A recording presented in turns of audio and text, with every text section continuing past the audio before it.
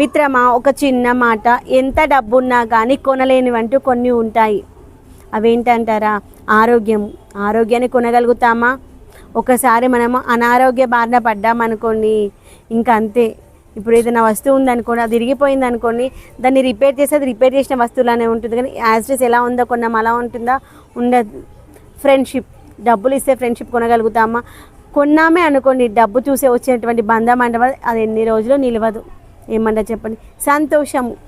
సంతోషం అనేటువంటి వెలకట్టలేనటువంటి సంపద. దాన్ని ఎంత డబ్బు పెట్టినా దాన్ని అశాశ్వతమైనది. డబ్బుతో మనము సంతోషాన్ని అస్సలు కొనలేము.